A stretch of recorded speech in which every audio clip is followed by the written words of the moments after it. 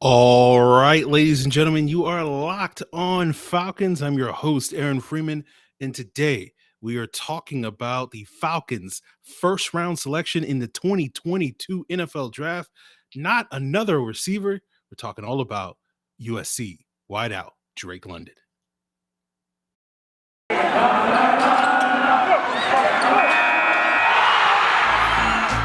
You are Locked On Falcons, your daily Atlanta Falcons podcast. Part of the Locked On Podcast Network, your team every day.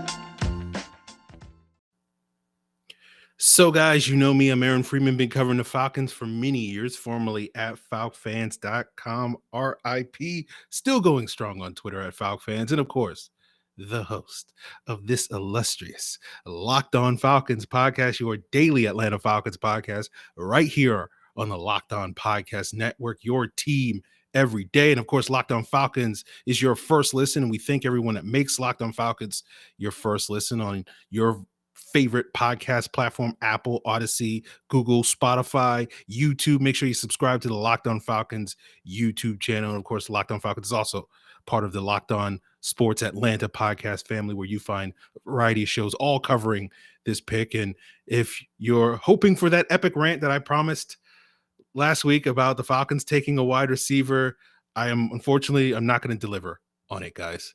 There will be like 5 minutes of a rant and complaining about this pick, but it's not going to be the epic rant that I promised. But I'm pretty sure the other hosts of the Locked On Sports Atlanta were of like mind to me, thinking about the Falcons taking a wide receiver. So definitely check out A to Z with Mark Zeno, Hitting Hard with John Chuckery, and ATL Day Ones with Jarvis and Tanitra.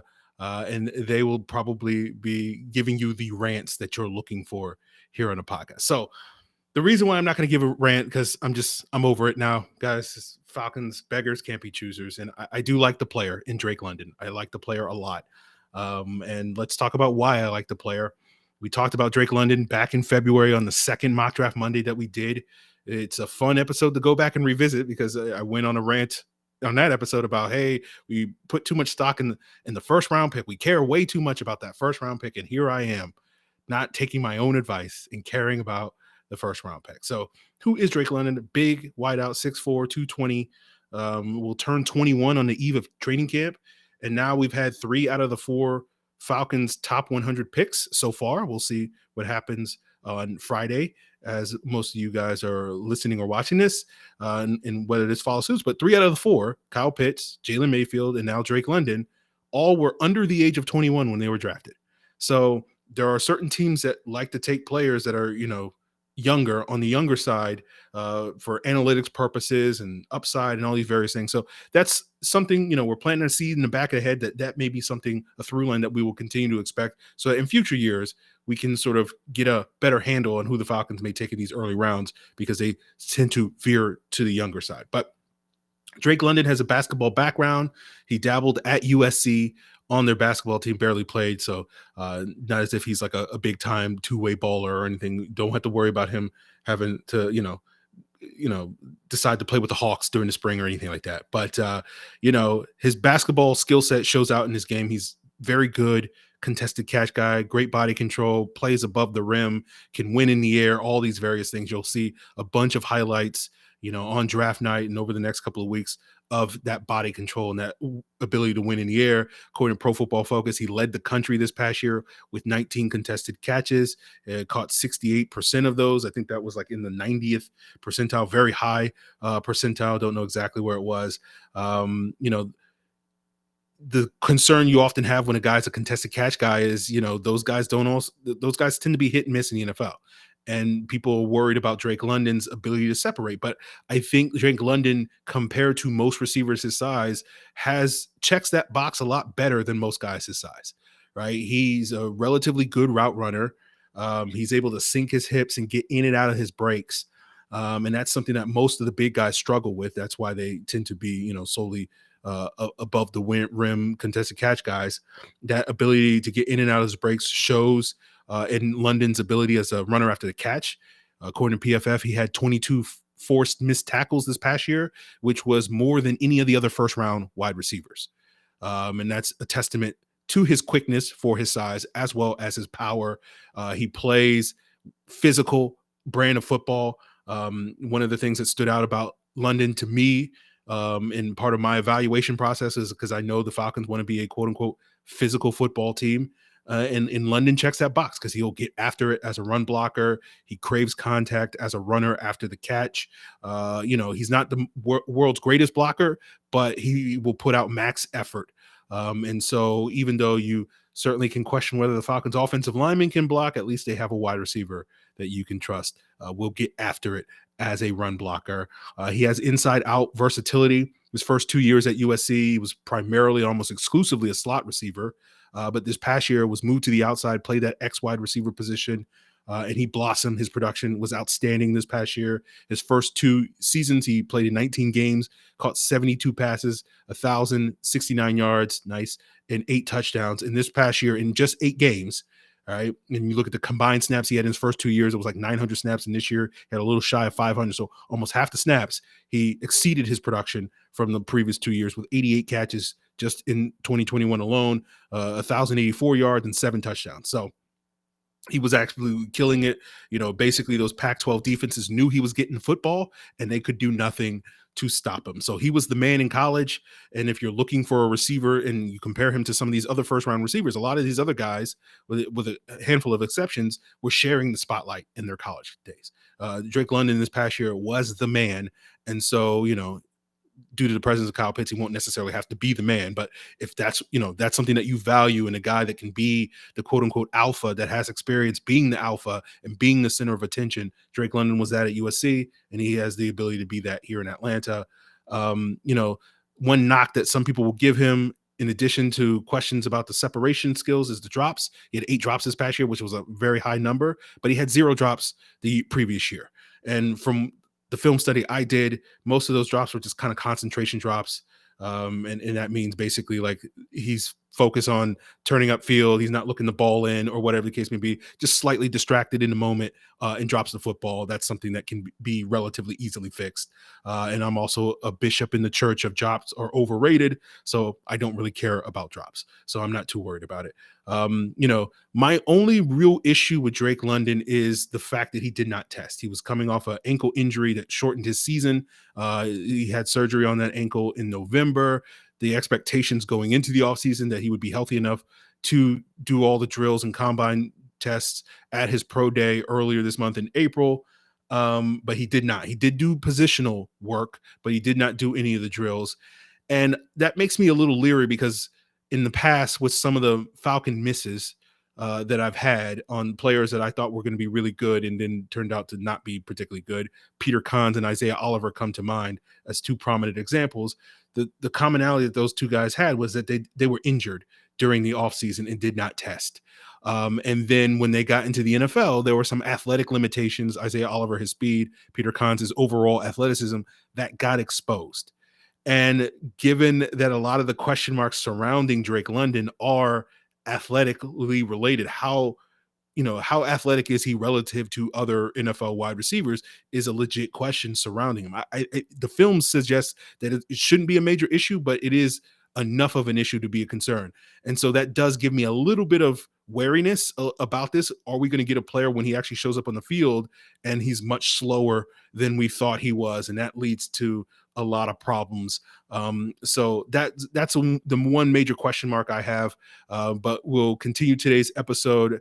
We've just talked about his skill set and what he brings to the table. We'll talk a little bit more about his fit, as well as, talk a little bit why I do not love the selection of a wide receiver, even if I do like the individual player who was my second rated wide receiver on the board in my wide receiver rankings. But we'll get into all of that as we continue today's Locked On Falcons, guys. But if you missed it on Thursday night, you can still catch it Friday as well as Saturday. And that's the live coverage here on the Locked On Podcast Network. The Locked On NFL show was, killing it. With pick-by-pick analysis from folks like Peter Bukowski and Isaiah Stanback and Ryan Tracy and Eric Crocker. And you got all the insight from all the Locked On experts, including myself. in my sort of malaise and disappointment on the Drake London pick and the reaction to that. And of course, you'll be able to see all that stuff and reactions to each pick and analysis for each pick on Friday night, Saturday afternoon as this draft rolls. All you have to do is, find Locked On NFL on your preferred streaming platform, YouTube, Facebook, Odyssey, etc. And of course, that's where it is. And guys, I also want to tell you today about Shady Rays, an independent sunglasses company that gives you all the features of a $200 sunglasses for a fraction of the price. And those features are polarized lenses, durable frames, premium high-end finishes. And there's something else that you'll find at Shady Rays that you'll get nowhere else, and that's their insane protection program, which includes lost and broken protection for every pair. They'll send you a brand new pair if you lose them, no matter what happened. So give it a try, and if you don't love your Shady Rays sunglasses, you'll pay nothing. It's that simple. And in addition to looking good, you can help a good cause, because for every order at Shady Rays, 10 meals are donated to fighting hunger in America. So head to shadyrays.com, use the code LOCKEDON to get 50% off 2 or more pairs of polarized sunglasses. That's code LOCKEDON, LOCKEDON, for the best deal of the season, 50% off 2 or more pairs of Shady Rays sunglasses. So I'll be interested to see if the Falcons, mix up how they fit Drake London in this scheme. Obviously, the obvious fit is he's going to be that X wide receiver. That's the role that Julio played in Falcons offense in previous years. That's the role that A.J. Brown played in Tennessee's offense. The Falcons already had a body at that position. That was Auden Tate, arguably the best body that they had at the wide receiver, at least the most proven of the Falcons wide receivers that they had on the roster heading into Thursday night. So you would imagine London's going to leapfrog Auden Tate in that role, but you do wonder, maybe because of that versatility, that experience playing in the slot, when the Falcons go to their 3 wide receiver sets, do they have Auden Tate on the outside playing that X role and then kick Drake London into play more of a slot receiver in those 3 wide receiver sets? We'll sort of see. Obviously, the other spot at the outside wide receiver spot is that Z wide receiver. That was Roddy White's role. That's what Calvin Ridley was. And you would imagine Olamide Zaccheaus and Damiere Byrd are the front runners to compete there. So it'll probably be London and probably Zaccheaus. It's probably Zaccheaus' job to lose as far as the 2 starting receivers for the Falcons. The thing with London and what he'll probably be asked to do a lot at that X wide receiver spot, based off of how Arthur Smith utilized A.J. Brown and how he utilized, Kyle Pitts and others when he at that X spot last year, it's a lot of fades, a lot of digs. We know Drake London can run the fades. I'll have to go back and revisit the tape and look at some of the data to see exactly how he ran the digs. He should be fine there, but, I don't know if he's going to quite be A.J. Brown level, where he can turn a 15-yard dig into a 40-yard touchdown as easily and as often as A.J. Brown did in Tennessee. But that will be something worth revisiting. The concern with Drake London is going to be speed, the lack of speed, and whether or not he's going to have to live and die on contested catchability, which is not something that is traditionally consistent and reliable in your outside receivers. The most extreme version of that is someone like Mike Williams for the Chargers. Was a very high pick, taken 7th overall, I believe, in the 2017 draft. Was a jump ball specialist. Didn't have a lot else to bring to the table, and that's where he's excelled at in the NFL. But it leads to inconsistency, right? And we saw last year Mike Williams have his best season of the year, and you saw some monster games from him. And then you also saw some really quiet games where he would have 2 catches for 19 yards or whatever the case may be, which is not typical of a number 1 wide receiver. And so that's the concern you have with Drake London. Can he be a true wide receiver 1 if he doesn't develop that, full route tree, to get in and out of the breaks and the separation ability? Is he just really a fancy number 2 or a number 2 specialist in the way that someone like a Mike Williams is? So we'll see. But I don't think he'll have a problem, at least with Marcus Mariota as the starting quarterback. We'll see about the future of the Falcons quarterback position a little bit later and talk about day 2 options for them coming up. But, I don't see, when I watch Marcus Mariota, I don't see a problem in his game. If he sees a one-on-one on the outside and he thinks his receiver can win that situation, he's willing to throw it up to that guy. So London has that skill set. We know Kyle Pitts has that skill set. So you should see a lot of fades this year, at the very least, from Drake London. And that can lead to a lot of explosive plays for the Falcons, which we know is somewhere that was lacking. So we'll just sort of have to see how that all plays out. So the Falcons got a receiver that really did fit the offense, right? When we talked about the Arthur Smith fits, and this was something I talked about back in February when we did the first mock draft Monday on Treylon Burks and the second one on Drake London. And I basically made the case that I think Drake London is much more of an Arthur Smith wide receiver when you look at the size and the physicality and all these various things than Treylon Burks is. At least, his floor is higher going into the league. Certainly you can wonder, due to perceptions of Treylon Burks' superior athleticism, although he didn't test like that. You do wonder if Burks maybe has a higher ceiling, but he's headed to who picked him? Tennessee. Yeah. Cause they traded AJ Brown. But now it's the time for me to rant a little bit, guys. So I promised an epic rant. It's not going to be epic, but let's get into it. The team got a wide receiver. They needed a wide receiver, but for me, going into this draft, when you're at the beginning of a rebuild and it's time to establish a brand new identity, for me, the Falcons went back to the same well that we've seen this team drinking from over the past decade. And, I think the water tastes bad, right? We've watched that well have its shortcomings of, having the strength of your roster be your quote unquote offensive weapons and having very little strengths. And I wanted to see this team go in a different direction. And I thought this 8th overall selection represented a great opportunity for this team to say, okay, our identity is going to be more about physicality, and we're going to take a player that's going to help us be a little bit more physical. Now, Drake London makes you a little bit more physical at the wide receiver position, but again, that's not, something that was really lacking the Falcons. Although I'm sure many people are yelling, Calvin Ridley, and that was a problem early in the season. But, I feel like for me, in my philosophy is like the stabilizing points of your team, of your roster, the things that are going to give you sustainable success over the long term are to build, in 3 areas: quarterback, O-line, and defense. And I feel like when you have strengths at those positions, again, you don't have to be elite at all those areas, but if you're strong at all 3 and strong at, as many of those areas as you possibly can, that's going to give you stability. Like you look at a team like the Saints. The Saints dealt with backup quarterbacks for most of last season. They had the worst group of wide receivers in the NFL last year with Michael Thomas out for the season, and yet they were still a much better football team. Why? Because they had a strong offensive line and a strong defense, and that gave them stability because they could go into any game and say, we can win the line of scrimmage, and that will make our lacking quarterback play, our lacking wide receiver play, that negates that a lot more than when you go into a game and you get absolutely obliterated along the line of scrimmage, as the Falcons so often do. It doesn't really matter who your quarterback is. It doesn't really matter if you have these great weapons, because your offense is not going to work. And we saw that throughout last year.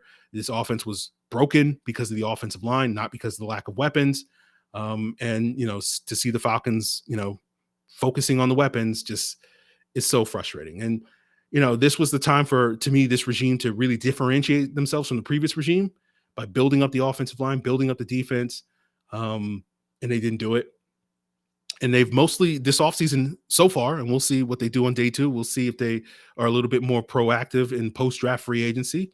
But so far, they've mostly ignored those areas, the offensive line and defense, or at least the front 7, right?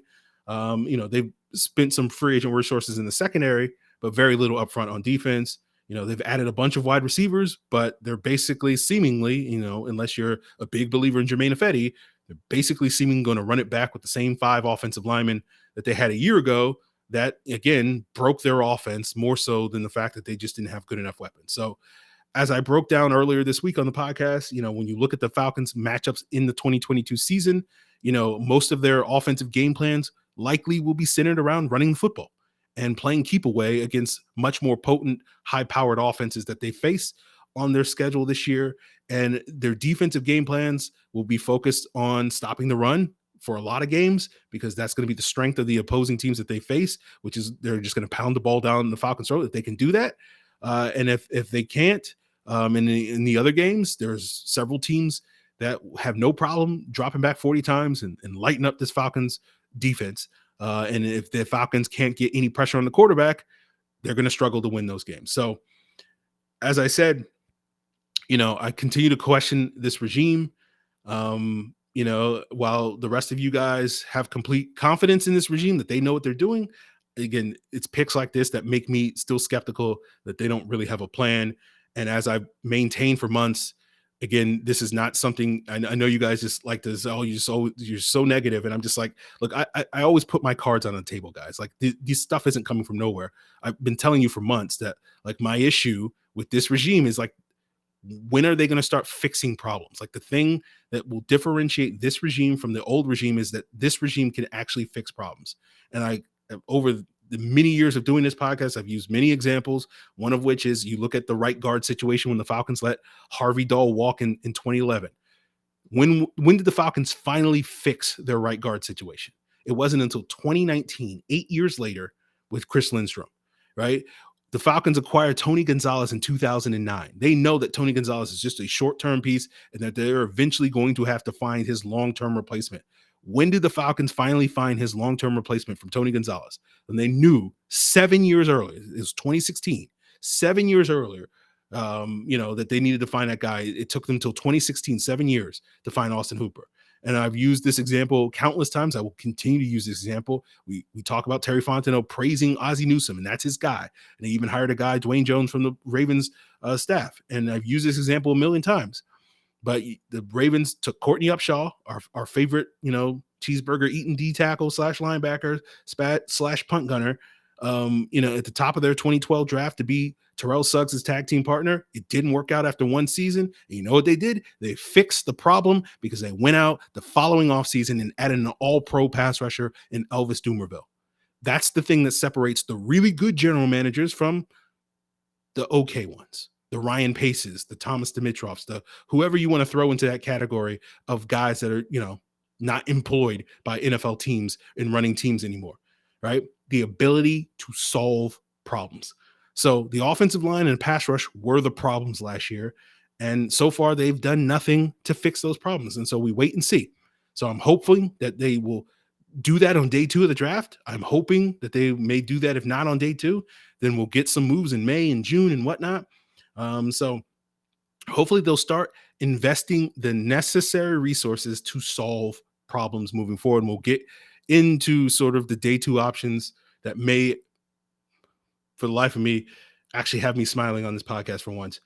So we'll get into that as we continue today's Locked On Falcons episode. But as I plugged at the top of the show, guys, got to check out the Locked On Sports Atlanta to get a comprehensive take on this Falcons draft class, as well as what's going on with the Atlanta Hawks now that their season has come to an end. Did I get that right? Yeah. So sorry, don't keep too much up with the Hawks as much as I should. So check out Locked On Hawks as well to get the inside scoop. Locked On has you covered. And of course, you can find all those shows, Locked On Sports Atlanta, as well as Locked On Hawks, Locked On Bulldogs, Locked On Braves, on your preferred podcast platform, the same ones that you're listening or watching Locked On Falcons. So guys, it is the summer. And I know many of us, myself included, are trying to get that beach body. So you want to get lower calories, you want to get more protein, and Built Bar is the perfect protein bar because it tastes just like a Katie bar, even better than Katie bar, because Built Bars not only taste good, they're good for you. They're low in sugar, low in calories, high in carbs, low in sugar, low in calories, low in carbs, high in protein, and high in fiber. Oh, botched that one. And Built Bar has new granola flavors. They've unveiled those where you can get 15 grams of protein in a granola bar for only 4 grams of sugar. So much better than your typical granola bars out there. They come in a variety of flavors like chocolate peanut butter, chocolate coconut. The white chocolate berry is already sold out. So get your Built granola flavors while supplies last. These things are hot, just like the summer, as well as the takes on this podcast. So head on over to built.com, use the promo code LOCKED15 to get 15% off your order. That's promo code LOCKED15, LOCKED15 for 15% off at built.com. So guys, let's talk about day 2 of the draft, right? I said on that mock draft Monday back in February, we talked about Drake London. It ain't about one player. It's about the collective, right? And I said earlier this week when we talked with Jarvis Davis about what's at stake for this draft class, they got to get a collective haul similar to what that 08 draft, right? When we look at the success of those, teams in the early Mike Smith, Thomas Dimitroff era, a lot of it was established in that first draft that they had. And wasn't necessarily established in the 2021 draft for Fontenot, sorry, Freudian slip. How could I possibly compare and confuse Terry Fontenot for Thomas Dimitroff? It's not like he just used a number one pick on a wide receiver when the Falcons have no offensive line. But I digress. So, that 2008 draft sort of laid the foundation for future success. And in this 2022 draft, particularly with the Falcons having, 4 picks on day 2, really needs to lay the foundation for future success. And so you hope, again, you love to see them get a clean sweep and go 4 for 4. Odds are, they'll probably go like 1 for 4 if they're just an average drafting team in terms of finding quality starters. So if we can get 2, preferably 3 or more, that will be great. And hopefully that's what we'll be talking about. Hey, they nailed day 2, little underwhelmed on day 1, but they nailed day 2. That's the hope on tomorrow's episode. So some of the candidates, obviously quarterback is going to be a conversation. Malik Willis and Desmond Ridder did not go in round 1. They're still both available. The Seahawks are picking 40 and 41. Both, Ridder and Willis are connected, have been connected often to Seattle. So if the Falcons want to make sure they get their guy, if one of those guys is their guy, you would imagine that they would be a potential trade-up candidate on day 2 of this draft to leapfrog the Seahawks a couple of spots and go get one of these quarterbacks. If they're actually going to start addressing their pass rush, you got Penn State's Arnold Ebiketie, Michigan's David Ojabo, who's coming off an Achilles tear and will probably redshirt this year, and Minnesota edge rusher Boye Mafe as the top guys. Those guys could all be the pick at 43. I don't know if any of those guys are going to last to 58. We'll see.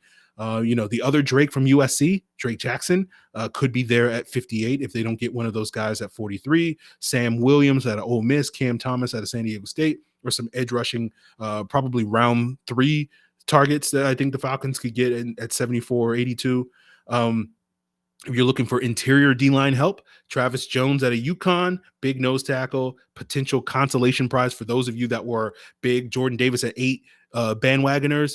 Jones could be that consolation prize. Logan Hall out of Houston is more of that 3 tech. So if you're worried about Grady Jarrett's long-term future here in Atlanta and you're looking for a replacement, Logan Hall may check that box, and he's 6'6", so he's maybe a little bit more of a quote-unquote natural fit as an interior D lineman in the 3-4 defense at that height. Oklahoma's Perrion Winfrey is another guy that you often see mocked to the Falcons at 58 in round 2. Fedarian Mathis out of Alabama could be a potential round 3 target. You got linebackers galore if the Falcons want to go back to that well and get a difference maker at that group, given that Rashaan Evans and Deion Jones and even Michael Walker aren't necessarily, at this point in time, are long-term options at that position. Nakobe Dean, Christian Harris, undersized guys, but certainly high-level Mike linebackers. To me, the 2 best linebackers in this draft still available. Chad Muma out of Wyoming and Leo Chenal out of Wisconsin are some guys that have a little bit more size, maybe a little bit more of that downhill guy. If the Falcons are looking for, some more size at that position, I know that was a knock that they had on Deion Jones, and so maybe one a little bit bigger there. So those are 2 options as well in round 3 range. Offensive line, I'm not expecting the Falcons to go here, but if they're looking for a left guard candidate, now that Cole Strange was surprisingly taken by the Patriots in round 1, Dylan Parham out of Memphis has center guard flexibility. If they're looking for another tackle, Central Michigan's Bernard Raymond, Washington State's Abraham Lucas are athletic guys that certainly have the skill set to play in the outside zone scheme. Raymond's Central Michigan teammate, Luke Gadecki, could also be a guard. Sean Ryan out of UCLA could be a guard, probably more in the round 3 range. They have their pick of running backs. None have been gone. Breece Hall, Iowa State, looks like a great fit in the outside zone scheme. Kenneth Walker out of Michigan State, probably a little bit better fit in the gap scheme, but still a really quality running back. Isaiah Spiller at Texas A&M. And then, after that point, those are kind of the 3 guys that most people have been projecting to go on day 2 all day long, all off season long. And then after that point, it's kind of pick your flavor. Tyler Algier out of BYU, James Cook and Zamir White out of Georgia, Brian Robinson out of Alabama, Damian Pierce out of Florida, or other guys that I often see, Falcon fans connected with. And certainly when I've been, doing my various mock draft simulators over the last several months, those are the sort of the guys in round 3, round 4 range that I'm sort of eyeing as Falcons picks. Tight end is also an option on the table. And so my hope is when we look at this day 2 haul, at least 2 front 7 defenders on the defense and, a quarterback potentially as 3 out of the 4 picks that they make. What that other pick is kind of up in the air. Again, ideally, I would like to see that another trench player on either side of the ball, or whatever the case may be. I would love to see them come away with an edge, an interior D lineman, and a linebacker, and then probably one of the top two quarterbacks remaining in Ritter or Willis on day two. That would be sort of my ideal combination of picks. While I'm not necessarily in love with Ritter and Willis as prospects, I do recognize that if the Falcons were to take them, presumably at the beginning of round two, there's a relatively high probability that both of those guys would become starters in Atlanta. And that's what you're looking for. And when we look at the other quarterbacks, I don't really feel as confident that those guys will be starters. I'm a fan of Sam Howell. I'm a fan of Carson Strong. I'm not a fan of Matt Corral. And because of that, I know that's if the Falcons do take a quarterback and they take Matt Corral, good God. Oh my God. If that's the case, but I don't think any of those guys are going to, put pressure on Mariota. That's going to be a case where they only start in sort of some Davis Mills type of fashion where Mariota gets hurt or the Falcons are just awful and they start off the season like 0-9 and the Falcons are like, give this guy and maybe he's feisty and wins like 2 games. But those guys are probably more than likely going to be career backups if the Falcons were to draft them. So that's why if the Falcons don't get Ritter or Willis, then I could, I wouldn't mind them passing on a quarterback altogether. And maybe instead of that 4th day 2 pick being a quarterback, maybe it's an offensive lineman. But again, I'm not expecting the Falcons to make a move there. So maybe that's another body on the defensive front. So if we can, we can get 4 front 7 players, on day 2, that I would love to see that. So we'll just sort of have to see. And so, right now, as we sit here and without a complete picture of what the Falcons' entire draft will look like, with this Drake London pick, the only variable that we know and so far of, neglect is probably the best word when it comes to their trenches so far this offseason. One just kind of hopes that, Drake London goes on to be a really good player. And, whether he's a wide receiver 1 or wide receiver 2 ultimately doesn't matter all that much as long as he's good. And then you hope that the Falcons are just, at least me, I can't speak for everybody else, but you just kind of hope the Falcons are terrible this year. And they're in a position to get that quarterback of the future next year. Again, this is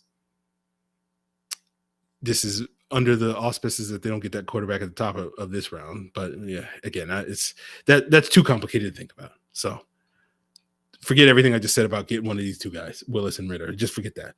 So you just kind of hope, it all comes together. This plan, if you want to use air quotes, plan, they're just making it up as they go. But this plan, if it all comes together, they get, someone like CJ Stroud next year. They have weapons. You hope that Dwayne Ledford shows himself to be one hell of an offensive line coach, and this offensive line makes big jumps in year 2 under Dwayne Ledford. And then you just kind of hope that with all the money that the Falcons are getting next offseason, that they're able to, buy the replacements for all the spots that they need to fill, and that we see this team, quickly competing in playoff contention, within a year or 2 after that point. So that's the hope. As I say, beggars can't be choosers. So we'll take what we can get. We're Falcon fans. We've endured worse than, the team drafting wide receivers in the first round. So we'll survive. And we'll be back tomorrow, guys, with a reaction to day 2 of the draft. Make sure you check out the Locked On NFL live show on Friday night on YouTube or your preferred platform, as well as check out the Locked On NFL Draft podcast for reactions to the first round action. And of course, if you're interested in any individual pick, you can find a daily show here on the Locked On Podcast Network, breaking it down just like I broke down Drake London and what's next for their teams. And I'm sure you'll be able to find some hosts that are even more negative than me on the podcast, on their respective podcasts about their team's picks. So, rejoice. We're all about positivity here on Locked On Falcons. Don't let anybody tell you that this is a zone for negative Nancy's. We're all about optimism and hopes and dreams, and we're going to get CJ Stroud, and we're going to, all our problems are going to go away. He's going to be walking on water. He's just going to be doing all the things. That's what we're getting here in Atlanta. So I'm done rambling, guys. If you want to provide your feedback and your disappointment at the lack of a massive rant here in the 5-7 minutes or whatever it was that I gave, we're not good enough in your shoes. Of course, you can hit me up on Twitter at Locked On Falcons, Facebook at Locked On Falcons. You can send an email to lockedonfalcons@mail.com. And of course, you can leave a comment here on the Locked On Falcons YouTube channel and tell me exactly why I just am so clueless and have no clue. And you too stupid, Aaron, to see the genius of Terry Fontenot. He's got this brilliant plan, and you'll see. Please leave that comment. By all means, guys, I hope you had an enjoyable round one. Hope you have a great day two. Until then.